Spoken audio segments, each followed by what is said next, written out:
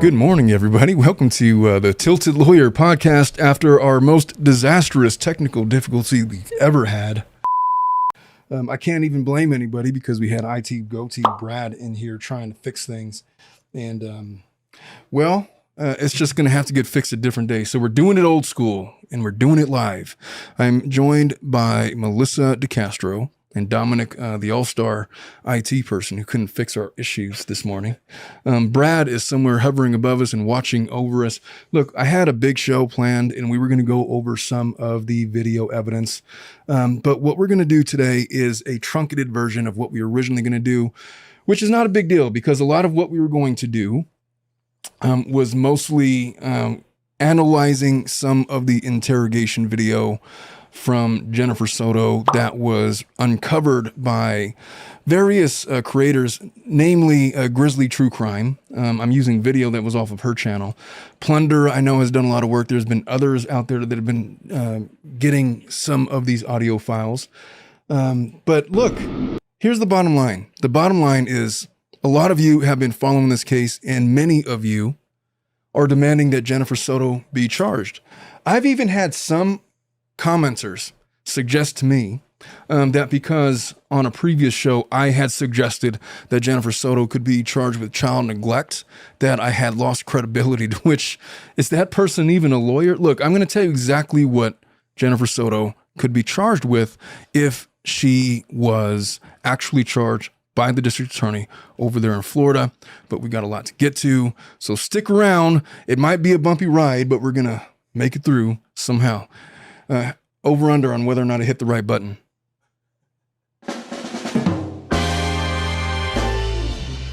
Whatever you might be going through and wherever you might be, this is Omar Serrato with the Tilted Lawyer podcast. I'm here to take your mind off of things. Yes, I'm an attorney. No, I'm not giving you legal advice. We're going to sit and talk like people, as these are the candid thoughts of one practicing attorney, and it's after hours. So have a seat. Feel free to have a drink and join me. Let's get started. Cue Melissa's RBF. How you doing over there, Melissa? I'm getting through. You've been getting through like she's had such a hard Friday. We've been doing nothing but messing around with our computer audio issues. I don't know what's going the on. Last hour. I swear to God, I'm so sleepy. It's really been just about a couple of hours that we've been dealing with this. Yeah, I don't know. Hey, it's Friday morning. I have prepared a brief based on what I think that Jennifer Soto should and could be charged with based on what we know in this case. If you haven't already done so, go and watch the interrogation videos of Jennifer Soto as she was being questioned by law enforcement back in March. There's interrogation footage of her, of Stephen, when they arrested him. It's all out. It's all been uncovered through FOIA requests by various content creators. I am directing you to Grizzly True Crimes because that's who I know and she's the best. Listen, I think that if you listen to some of the actual, give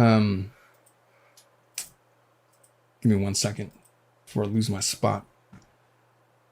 What a morning, man. All right. If you listen to the actual interrogation, here's what I've noted. And there's hours and hours of it. I mean, everybody notes that, wow, Jennifer Soto has virtually no reaction to many of the things that they ask her. They note that, her inconsistent statements. They wonder whether or not law enforcement is onto her. My impressions from the interrogations is not only are they onto her, but I feel, although I can't corroborate it, but that I feel like they have submitted a case to the district attorney by which Jennifer Soto can be charged. I feel that. And why do I say that? Well, first, I'm going to read from the brief that I have prepared this morning based on what she'd be charged with. If they were to charge her with all of these things without a murder charge, which, by the way, they 100% could charge her with murder, essentially a felony murder charge, she'd be facing 51 years in prison. Just full stop. of which she would do the majority of that sentence. There'd be, parole to consider and all of that. Obviously, if she's charged with murder, then, life without parole and all of that. So firstly, she could be charged with aggravated child abuse under 82703 under Florida statute, criminal statute defining that crime. Abuse, aggravated abuse, and neglect of a child, which is a first-degree felony. The statute applies to anyone who willfully tortures, maliciously punishes, or willfully and unlawfully cages a child, or who knowingly or willfully abuses a child, and in so doing, causes great bodily harm, permanent disability, or permanent disfigurement to the child. That's under that statute. You ask, well, she wasn't accused of doing any of that. However, the definition encompasses not only direct acts of abuse, but also situations where an individual knowingly permits the infliction of physical or mental injury on a child. And where do we know that she may be guilty of that element? Specifically, in the portion of the interrogations, multiple interrogations, where she was insisting that Stephen Stearns go up into the second story room with Madeline and just go sleep there. Just go sleep there. So how do you get from, her telling her boyfriend to go sleep with her 13-year-old daughter to, she did it knowing that abuse was occurring? There is a question that I have, and it's based off of, on Grizzly, she came out with a video yesterday, and it highlights the specific moment where Jennifer was confronted with this idea, well, not with this idea, but with actual evidence of the abuse. And I want you to listen to it, Melissa, and I want you to tell me what you think you hear in her voice. I can tell you that Grizzly was taken aback by the lack of reaction. I had a different take on it because you can't really see her in the audio, but I thought that the silence in her reaction was telling, and I will explain why. Let me just cue it up before I mess this up and get to that portion. F. Don't have it pulled up. What do you think about all of, first of all, Melissa, what do you think about whether or not Jen should be charged? You've been involved with this case. You've been with us as we've dissected some of the interrogations. What are your opinions about what she knew or didn't know? She knew everything. Why do you say that? She knew everything. Okay, elaborate. Okay, so you know how our phones listen to every single thing we do or say or see in social media? In that case, my phone was with me last time we covered this case, and for some reason my TikTok started getting filled with videos, both in English and Spanish, of this case. There was a Dominican woman who covered a very specific fact that I had no idea came out, but apparently they interviewed this Stephans, that's his name, right? Stephen Stearns. Steve, exactly. His ex-girlfriend. Okay.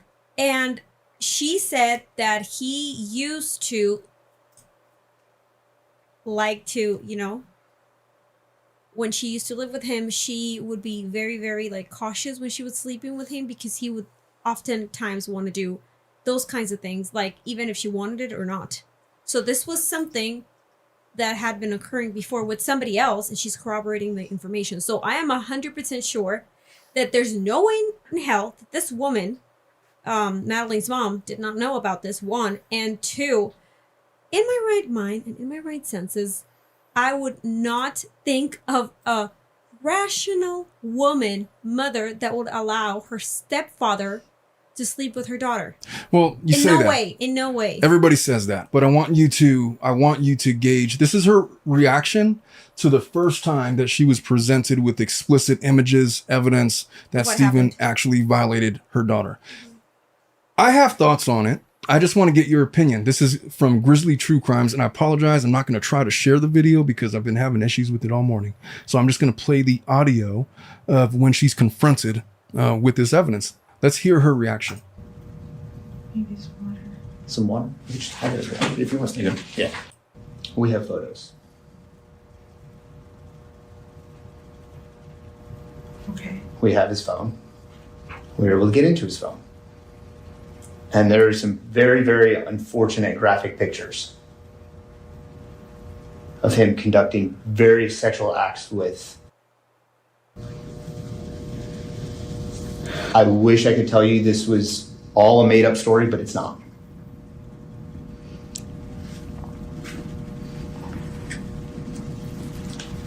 Did you ever suspect anything like this? No? You okay? Shock right now. Okay. Can I get you anything? Maybe some water. Some water? You just have it if you want to take it. Yeah. Okay, just initial thoughts. Her reaction, you cannot see her on the video, but you can hear her obviously clearly. Either she's stunned, doesn't know what to say, or both. Or she's having some kind of like a flight or fight response, which is like a what? Imagine you were to be confronted with evidence that your husband committed heinous acts of sexual against a child that you knew. What would your initial reaction be? Hers is silence. And how do you interpret that? Let's continue with this a little bit. This is what Grizzly thinks. It's quite interesting, I mean, Jen's lack of reaction is always interesting. Unless they tell her it's her birthday tomorrow, then there's a big reaction, big meltdown, okay? But her daughter's missing. This was, at this point, a missing and endangered child case. So we've already heard from the body cam when they say, well, the sex crimes unit is involved, and also from some other audio files, and the violent crimes units. And then she's like, oh, okay, like what, why? And they actually explain. She doesn't say why. They explain, oh, it's because of her age and this and this. But even now, to say whose hand is this, who's, what is this? And then the next minute talk about CSAM, and she's just like in shock. And I mean, one can understand the shock, but it's not like, where is she? There's no like, where is she? Yes, but it's like a whole canyon between talking about a birthday party and being confronted with actual explicit images. Or she hasn't even seen them yet. She's been told that they have them.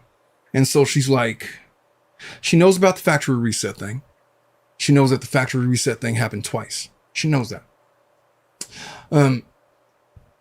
Lack of concern about her whereabouts is the biggest question that we have, because she's right. We've, for weeks now, for months, been criticizing her lack of due diligence in trying to look for or help out law enforcement.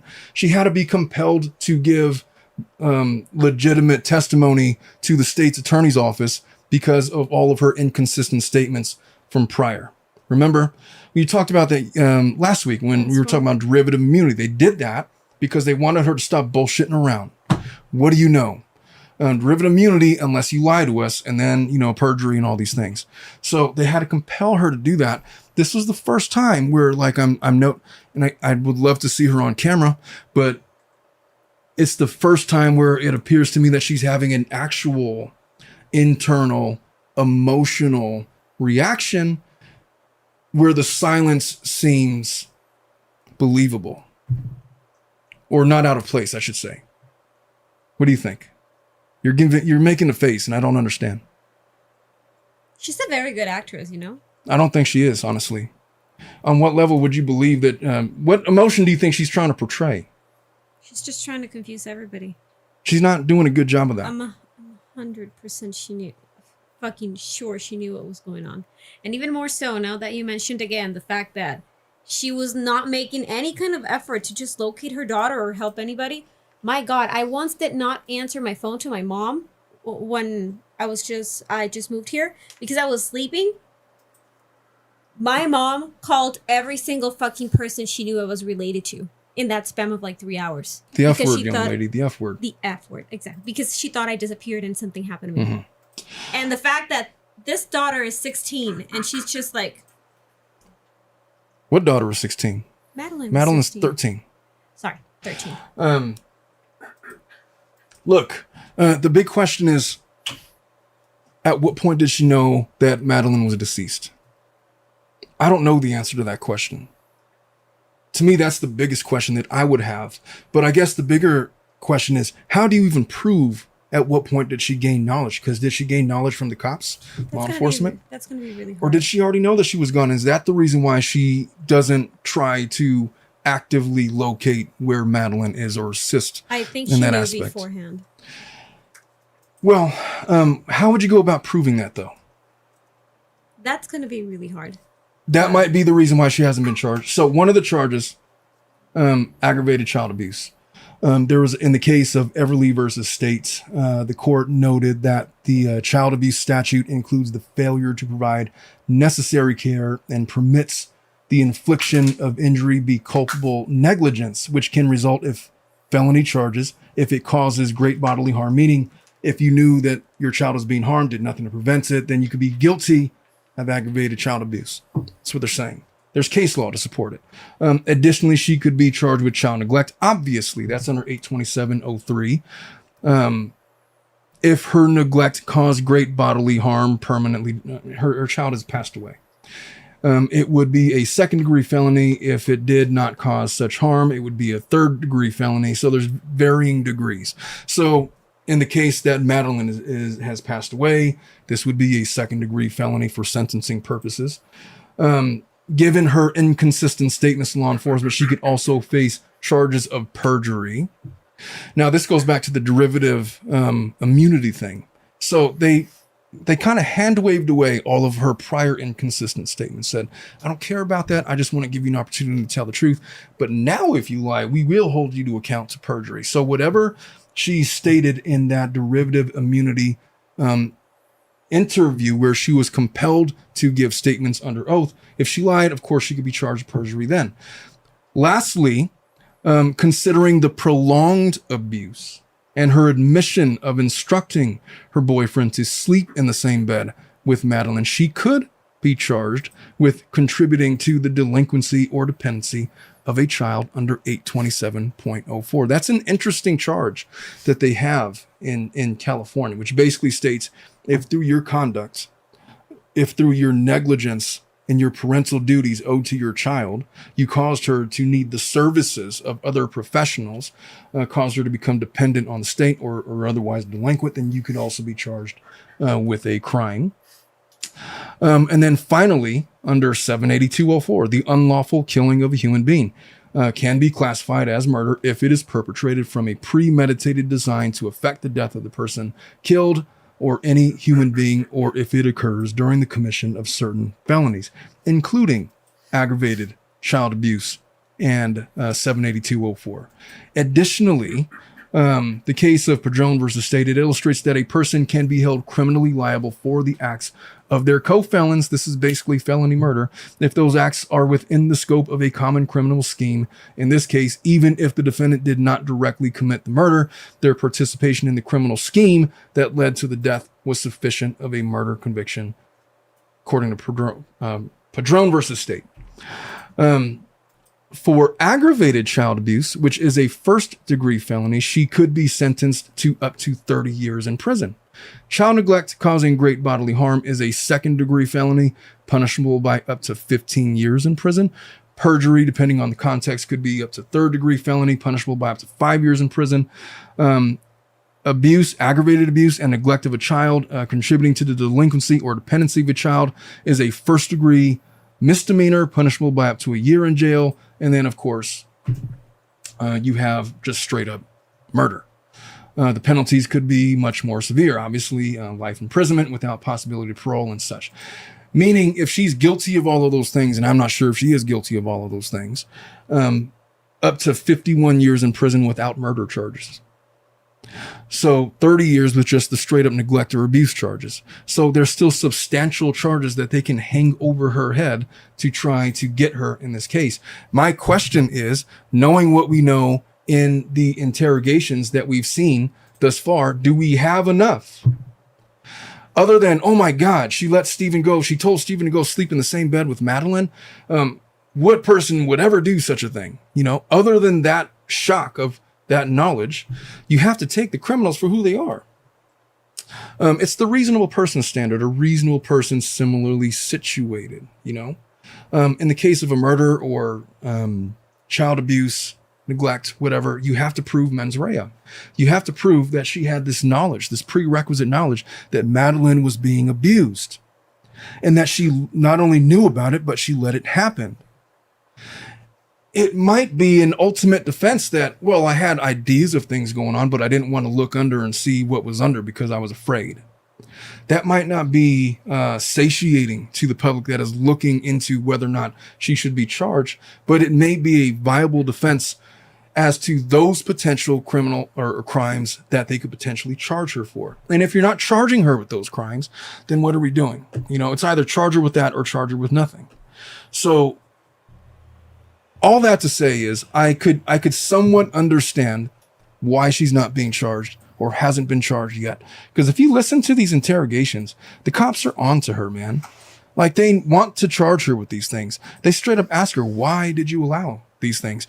And they're talking to her as if she's like a child. And she's not giving satisfactory answers. And she tries to feign. I don't know if she's feigning it or actually displaying levels of disgust at what Stephen did. But there hasn't been, as far as I can tell, any concrete evidence that would support all of the elements for all of those crimes or any of those crimes, which is why she hasn't been charged. Doesn't mean she's never going to be charged. No, I just don't think they have enough yet. What are your thoughts on all of that? So you're a juror. You're on the jury. I'm going to ask you like this. You are on the jury. I can't be a jury. I've just read you all of the elements of those crimes. And I'm telling you that she had to have knowingly done all of these things, right? You might be able to get her with some like parental neglect as a, you should have been checking in on your daughter, right? But that's not what they're going to bring her trial on. If they're going to do it, they're going to go all the way, right? So what do we have? What could we point to that supports those charges in a way that it's going to lead to a conviction? There's little to nothing, to be honest with you. There's not a lot other than these interrogations. Unfortunately. Now, I don't know the extent of the thousands of images that were on display. And I want you to notice her surprise. She literally asked to see the pictures, right? Let's examine that for a minute. Walt Disney World at Coronado Springs, front desk concierge. I was finishing up my last day of, no, it wasn't even my last day of training. I was still in the middle of training. Sunday in the middle of training, I couldn't miss to go to her birthday party. So I went to work. I was with my family all day. She had the best day. She was so happy when I got home and I saw her. At my house around 8:30 that night. I wasn't home. She got dropped off alone. About 10 to 15 minutes later, Stephen showed up. At your house in Kissimmee? At my house in Kissimmee, he called me. Or he texted me, I'm not sure. But he let me know he was there and that she was getting ready for bed. She was doing her routine. So she took her nighttime meds and she got in the shower to get ready for bed. What meds? What does she take? She takes hydroxyzine. Okay. What is it for? It's for anxiety and for sleep. Okay.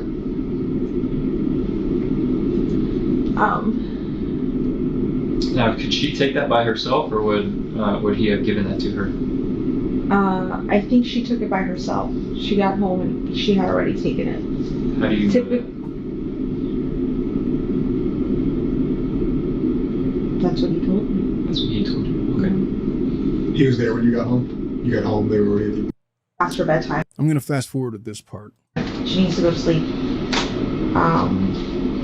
So I sent them upstairs. I think he may have come down at one point to pee before bed. And then he went back upstairs. He uses my restroom because the roommates upstairs don't want to share a restroom with a male. Okay. Yeah, so he uses my restroom.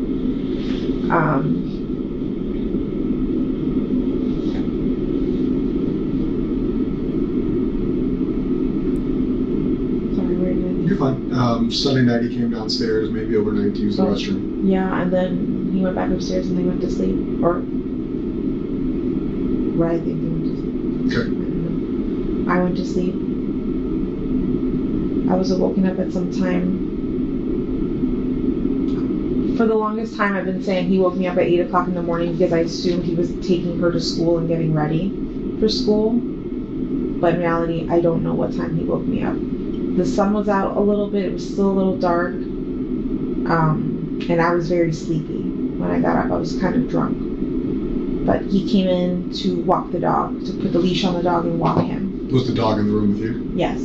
So did he wake you up on purpose, or was it just kind of like the causation of him opening the door and you realizing somebody was there? Yeah, the causation of him Okay. putting the leash on the dog, because the way the dog reacted, he gets very nervous and will urinate if you put the leash on him too directly. You have to like be nice and talk to him. Yeah, he's a very he's a nervous dog. Yeah. So I got up to try to help him, and he said, no, go back to sleep. I'm fine. I got this. And I said, you sure? He said, yeah. So I laid back down and went to sleep. I heard noise in the kitchen, but I'm not sure who it could have been getting ready, but it could have been Stefan, it could have been any of my roommates. I fell asleep again, and I didn't wake up, I think, until 9 o'clock in the morning. Did you ever leave the bedroom in that time frame? No. So he came in, you were kind of awoken up based on him interacting with the dog, but you stayed in bed, you didn't leave the bedroom. So if you woke up at like 9, so you never... That morning. Monday morning. No. So the last time you would have been Sunday evening? Sunday. Okay.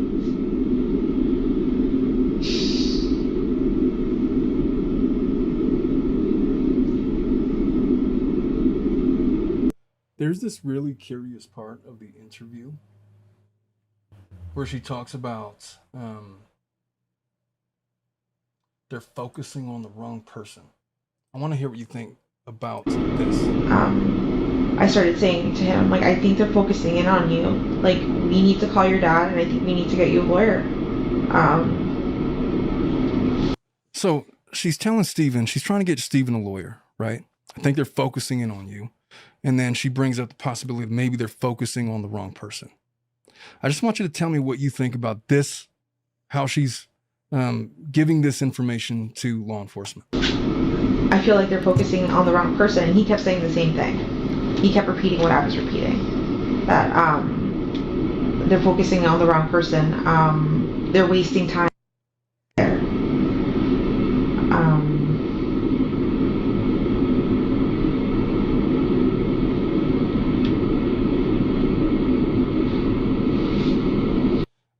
So, in my mind,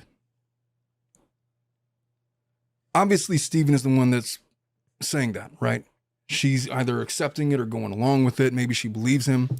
But at this point, she is already aware that there are these photographs that they have depicting horrendous, horrific abuse. That we haven't seen. That Right. she hasn't seen. No, I believe she's seen them at this point. No, I think she said didn't she ask for them to show them to her? I think so. Let me continue.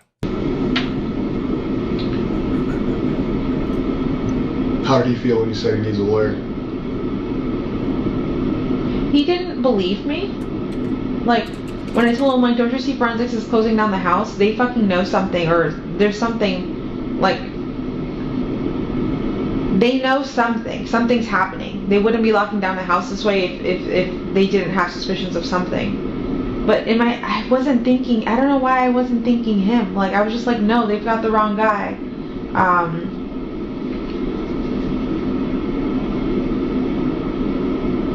He just kept. I think you're right, He by just the kept way. saying that they have the wrong guy. That they're focusing on the wrong person, and that we're The wasting wrong time. guy, And the wrong person. Yeah, I They think it's fucking know something. She said it. we call his dad. We tell his dad to come down here, and his dad did come down here and met us at a hotel. That was another thing. I don't have that much money. I live off of disability. I couldn't afford to put us up on a hotel. Like, when you guys said that we couldn't return, I was like, I didn't know where to go. I was trying to think if any family member would have a spare room or anything like that, and not that could take the three of us, or when I say three of us, I mean him and the dog.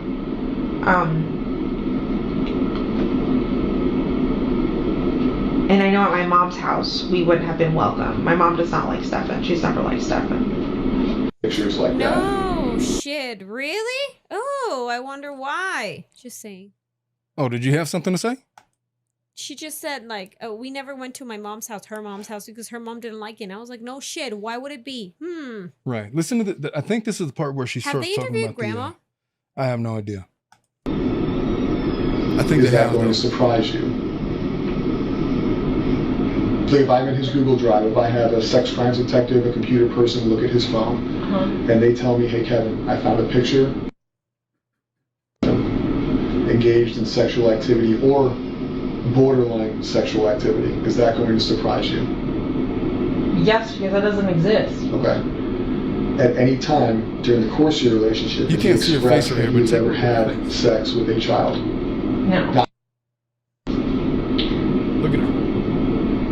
Not a child, but when he told me when he was in high school, Oops. well, he graduated high school like later, like older than 18. Okay. He dated somebody younger than 18. I think she was 15. But I don't know how old he was, 19, 20. But he was an older kid in high school. He graduated late. But he had a really young girlfriend. Her name was Kendall. And I thought that was weird. I was like, that's a little too young. He goes, no, it's fine. We were in high school. Everything was normal. Her parents loved me. Blah, blah, blah, blah, blah. But that's the only one. Have you ever gone through his phone? Who, me? Okay. If you So this is before she knows about the pictures. What do you think about her reaction to that? What if we told you we had a sexually explicit photographs of Stephen and Madeline, or says something to that effect? She's like, they don't exist, and she's leaning forward on the couch, and she seems. I mean, Defensive mode. Well, do you interpret that as defensive or like WTF? What are you talking about? I'd say defensive. Okay, defensive is, and you think that she knew about the pictures?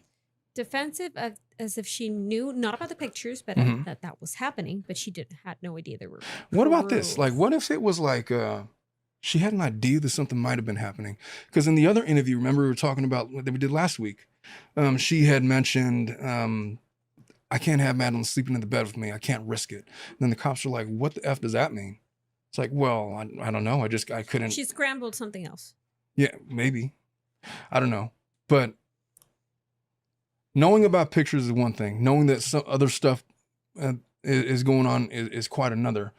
But it's either she's having this visceral reaction to the knowledge that they might have actual explicit photos of whatever was going on. Chai is saying that this is a day after she saw the photos. Oh, okay. So she already knew about this in this video. Nice.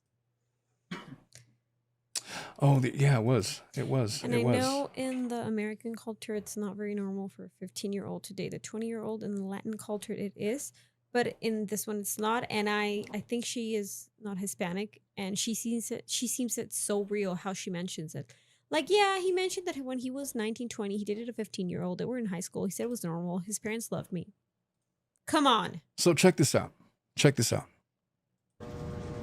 So that interview, I apologize. I got the interviews mixed up. That was, she had already known about the pictures, right? So I guess the day before, this is the one that we were trying to find. Oral sex, vaginal sex, and things like that. What makes you guys... We have photos. Okay. We have his phone. We were able to get into his phone. And there are some very, very unfortunate graphic pictures of him conducting various sexual acts with. I wish I could tell you this was all a made-up story, but it's not.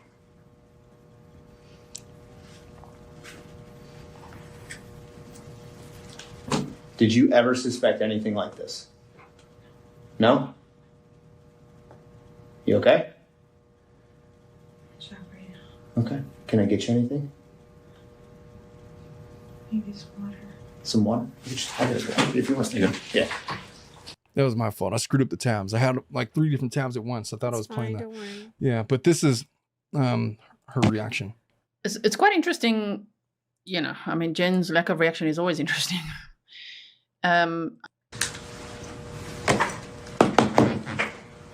Omar, separate question. I don't know if Yeah. we have touched. No, anybody has like touched this topic. Was he supporting her, paying for things, paying for the house? Because she said in one of the interviews you just showed, she was living off of disability. She was. She just recently started working. Neither one of them had much money. But that guy wasn't really working either. I mean, the guy was... What about his family? Something like that. I'd imagine they were probably being supported by Exactly. family members. They had to have been, because you can't live off of disability and an unemployed In this economy, no. boyfriend. Well, in any With economy. a 13-year-old? Yeah, I don't know the entire details of the financials, but neither one of them were brimming with cash.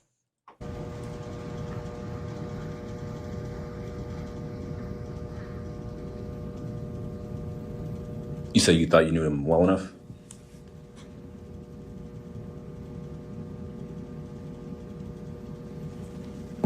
So, our goal, we want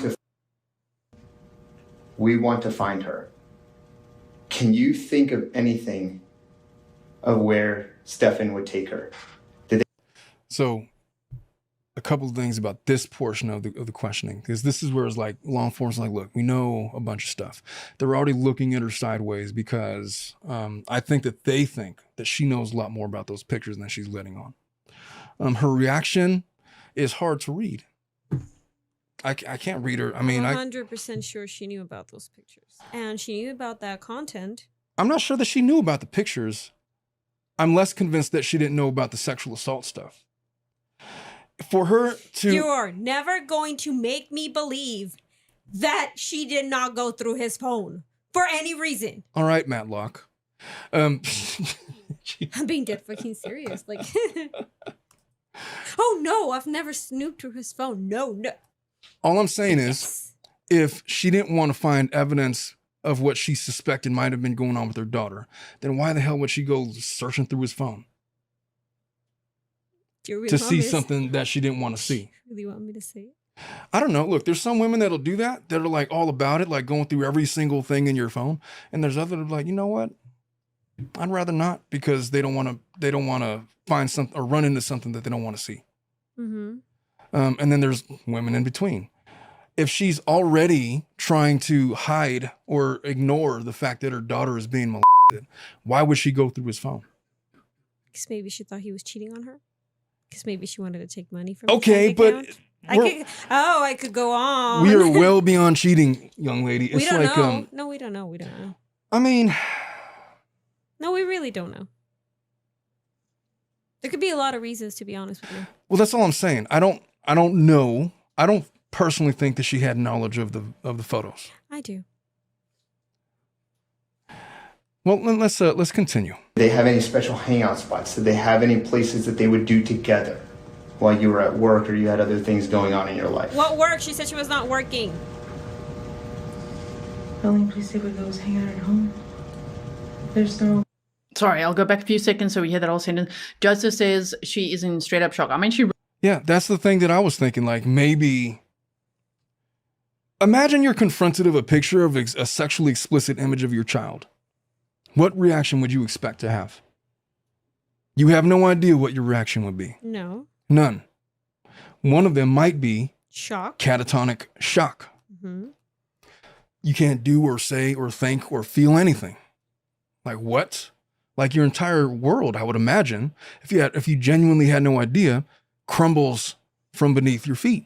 They haven't. No, I don't think they haven't disclosed when these pictures were taken. Right. Nothing about that. Over years, there's thousands and thousands of images. I mean, you're talking about images going back years. And you're gonna tell me here that these pictures have been going on for years and she had no fucking idea?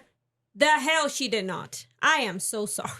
All right. Well, I don't believe what that. evidence? You might not believe it, but what evidence would you point to prove it? Omar, how many years was she in a relationship with him? I think it was like 6 or 7 or something like that. And you're gonna tell me in those 6-7 years of your entire relationship, you never went through his phone for any stupid reason, any reason in particular, any. Yeah, there's women that do that. There are women that come into this office that specifically will not go through their partner's phone because they don't want to see something they don't want to see. It's not going through pictures. Like, you don't take your partner's phone, maybe because they sent him a code for an app that you were using, or maybe to put some music, or maybe to Google something, or maybe to use TikTok. Or maybe because your partner has somebody on social media that maybe you don't have, so you want to look at their pictures. Come on. Come the fuck on. I don't believe that. I am so sorry. But no. 6, and I don't think it was 6-7 years. I think it was more. I think she mentioned that she saw him as a number of figure. years. Yeah, but it was several years. It was not a 1-2 year relationship. It was several years. Yeah, well, 7 years would be more than several. So the point is... So I don't think she did not knew about this. Okay. To be honest with you. But you can't just argue that to a jury. Then obviously common sense says that any woman would have known about... You got to point to something specific. And if you're law enforcement, if you're the DA, what are you pointing to as a smoking gun? Because we're trying to answer the question, why hasn't she been charged? So you could think that. And I'm telling you right now that a defense attorney... They need Latino investigators. No, in this you shit. can't... Oh, fuck. They would have found everything like this. They would have had conversations, chats, pictures, videos, you name it. Okay, well... Receipts. You can't argue that in court. No. Oh, she's a Latino woman, and so therefore... No. You got it all mixed up. I said, we need Latino investigators in this case. Oh, my God. In a week, everything would be out. Chats, videos, you name it. Everything would be out. That's why there's a phrase that says, God gives the best gossip to the wrong countries. This is how you sound in my ear right now. Press the wrong button. No, I pressed the right button. Okay, enough. All I'm saying is you can suspect those things. But you cannot just say, oh, if we had Latina investigators or if she was a Latina, then no, I'm obviously... mentioning this comment to you, not to a jury. I understand, but looking at this seriously, what evidence are you going to point to other than your suspicion from these interrogations to suggest that she had any knowledge? Because look, if you could prove she had knowledge, then you could prove all of these other charges. That's what they could presumptively charge her with, given they could cover the elements. How do you cover the elements? You have to prove that she had knowledge. Did she have One of the ways that you can do that we don't know that. is by proving that she had knowledge of the photographs. That she had his location on her phone, something along the lines. If she wasn't checking his phone, I don't think she had his location. And also, it's irrelevant. The question is whether or not she had any knowledge that the abuse was going on. We could think that intellectually. You could use your own common sense and say that, of course she did. And you could scream really loud. That doesn't win you cases. Which is why she hasn't been charged. I feel like there is not a smoking gun yet in this case that has been over the thousands of pictures. If you could find one instance to tie her knowledge to those pictures, then she's charged. Just one. Because I got to imagine those thousands of images are through the course of years. Mm-hmm. But if she has plausible deniability to those pictures, then it's a viable defense. You're likely not to get a conviction on her. Didn't she say she was not working? She was on disability. Now she said she was working. And didn't she just say, she just said that they never hung up anywhere else, just at home? So, babe, if you were not working and you were on disability, how the fuck Hey, Melissa, didn't you seen this? How the F? With the F word, man. Jesus. Lady. Continue. I'm just laying out. Okay. Well, I'm just saying your characterizations of it are not enough. We need to tie it to something tangible. And so let me just go on a little bit further. You have disappointed me so bad. Really could be. This is the very first time on February 28th, right? I mean, it's only 2 days after your life. Nobody has spoken to the neighbors? The only place they would go is hang out at home. They have. There's no place I could think of where they've gone outside. I mean, they've gone shopping to like Target before. Okay. But anywhere else that you can think of?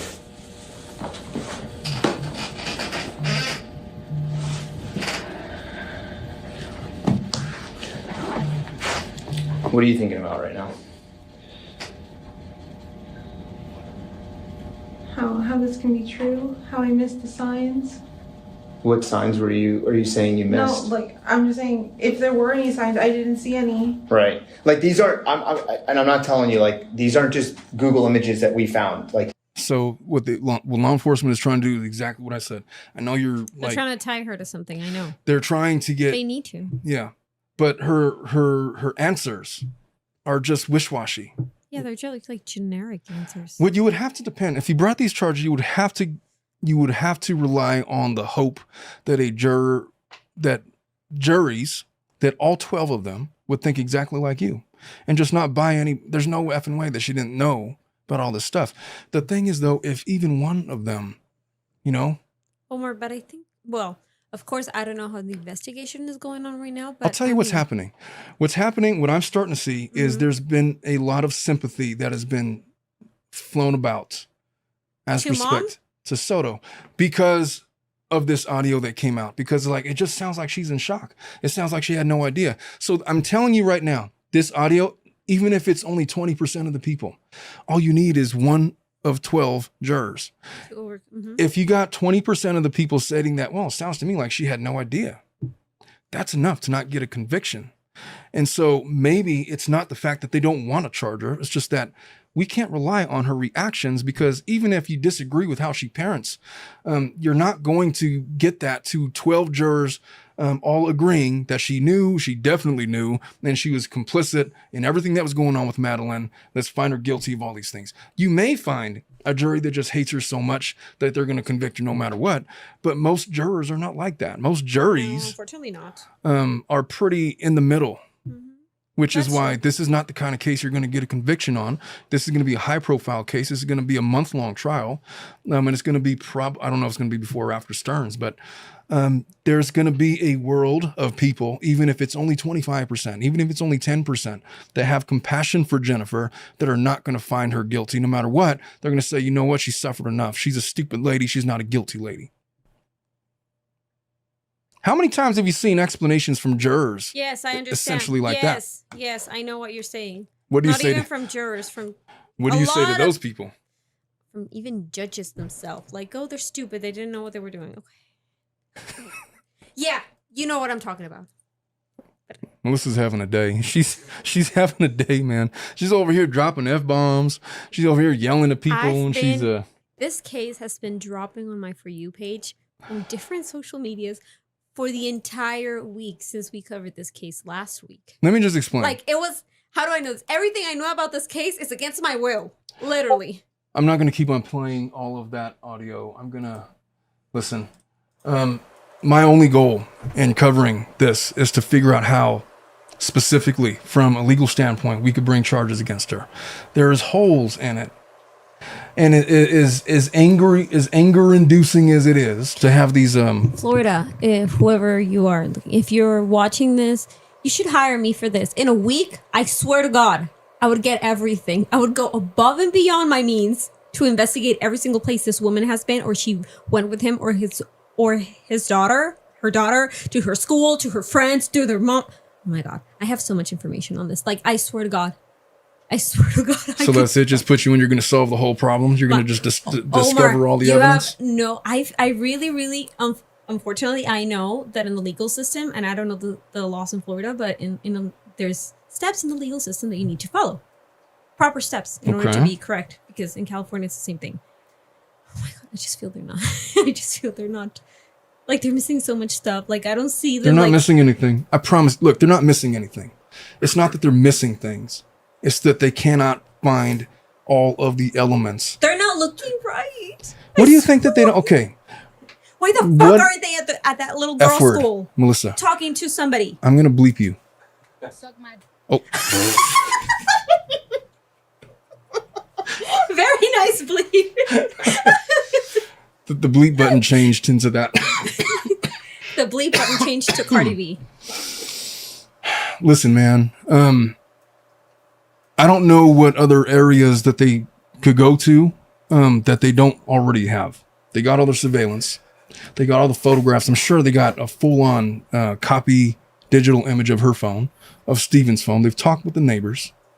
For sure, they've talked to teachers. Her friends. Her parents' friends. Let's just assume they've done a full-on scan. The fact that she hasn't been charged, if they could have charged her, if they could have filled in those gaps, all it would have taken was knowledge of even one explicit image on Stephen's phone, and she would have been charged. The problem is They don't have any. we do not have a connection. You have suspicions, and that's not enough.